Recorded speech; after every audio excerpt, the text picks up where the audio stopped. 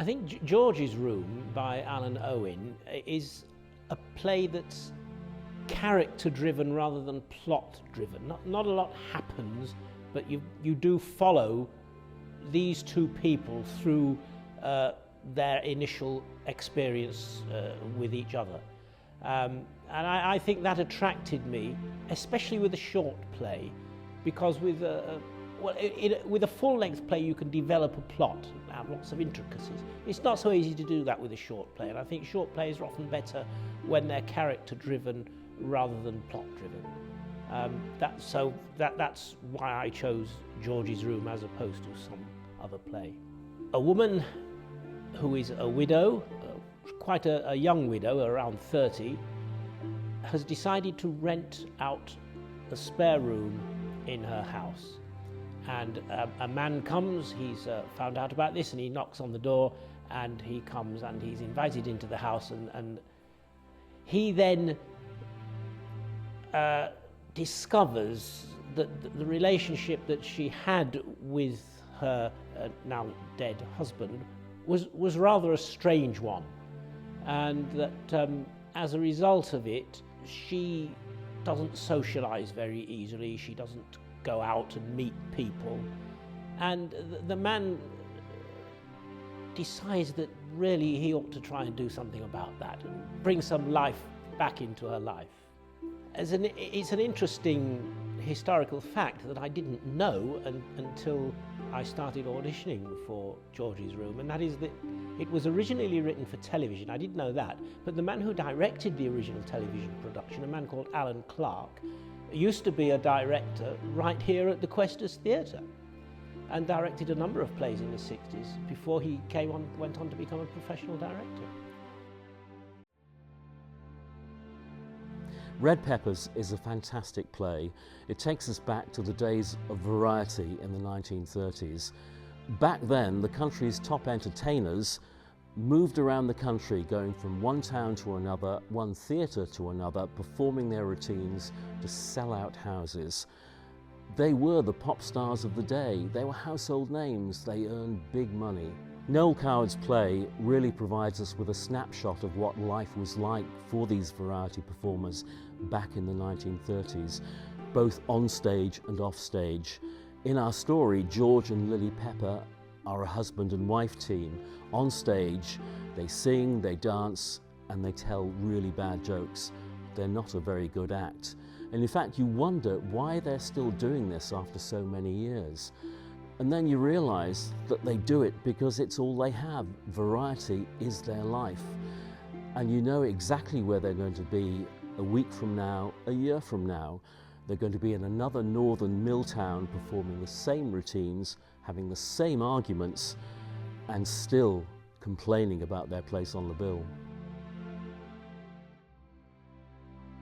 Well, for my showcase, I needed a play that would last about 30 minutes. And I wanted, if possible, to find a piece of new writing, because I like to direct plays I've never seen before. I went to an evening of new writing last May, where 4 or 5 writers were each showcasing 5-minute plays that they'd written. And one of them was written by Mari Lloyd. It was called Charity, and it just struck a chord with me. It had very strong, witty characters and very good dialogue. High Tea was the first play that I've ever written.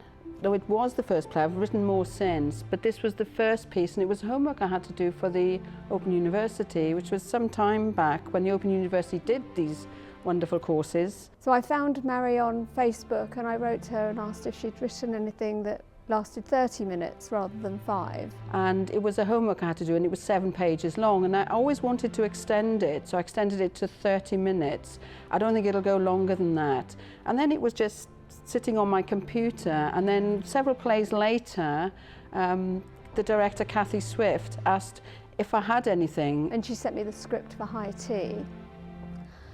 And like Charity, it's got interesting, strong characters, very natural dialogue, but witty. People have told me that a lot of my writing is about family life, and I didn't realise that until they said it. And when I went back, I realised, yes, and I write a lot about mothers and sons, or mothers and daughters. I've got 2 sons, so maybe that's why I'm nothing like Edith in the play. I have to stress that.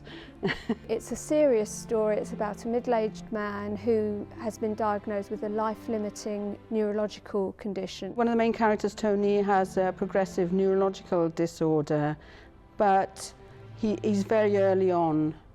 And I knew about this because my brother was diagnosed with motor neuron disease. And it's about how that illness changes the decisions he makes about his life, and how his relationships change with the people around them, and how their relationships change. And on the spur of the moment decides to book a holiday to Las Vegas, but it's just before Christmas and he has to tell his elderly mother that he's not going to be there for Christmas. In the play he's not greatly disabled, but he still has the feeling that, you know, the things you want to do, you shouldn't wait, you should do it now.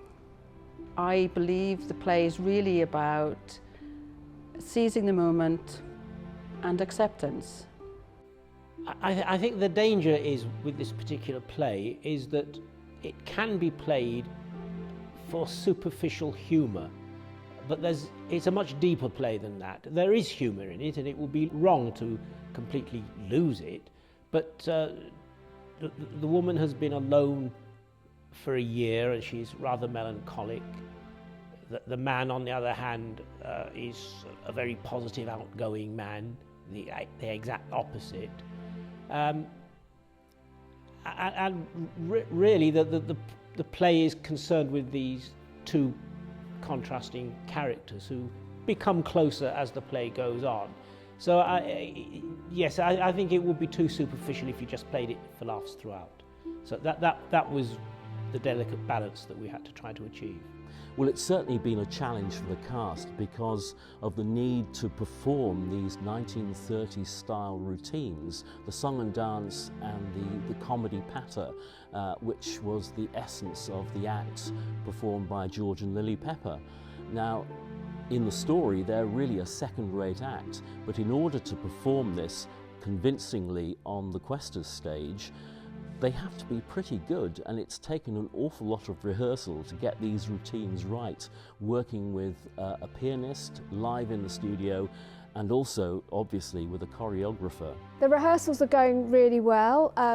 Today we have Mari Lloyd, the writer, in with us, which was terrifying for everybody, especially me, because she was sitting just behind my right shoulder. Today is the first time I've been to rehearsals, and it was really looking good. But afterwards, I could see all the actors looked at me and they really didn't like me being there. Well, it's not that they didn't like me being there, I made them quite anxious. But I was very well behaved, and I sat at the back and clapped at the end, and I was really, really pleased, very, very pleased. And I'm absolutely delighted that Questors is doing high tea. It's been really interesting and a great opportunity to work on a play that neither I nor any of the actors had seen before, because nobody came with any preconceptions, and so we've interpreted Mari's script together. And it was a great relief this evening to hear from Mari that we'd interpreted it in the way that she intended it to be interpreted. But that's been, at the same time, we've had Mari at the end of a phone or contactable by email if we needed her, so it was really the best of both worlds. I mean, when you do Romeo and Juliet, you can't give Shakespeare a call, can you? Rehearsals have gone, on the whole, quite smoothly. Yes, I'm pleased to say.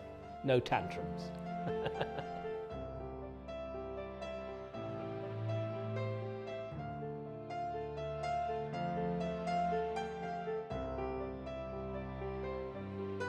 Well, I think it will be a really good evening's entertainment. The 3 plays are all very different from each other. There are a lot of good one-act plays out there, and a lot of theatre companies, professional and amateur, tend to give them short shrift. They like to go for a full-length play, and so short plays often get left out of the equation, which is a shame.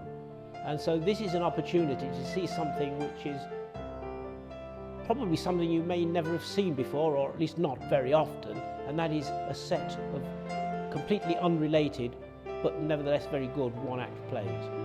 So I think people should come along and take advantage of that. And I would say that 3 one-act plays is just as good a value for money as any full-length plays, yes.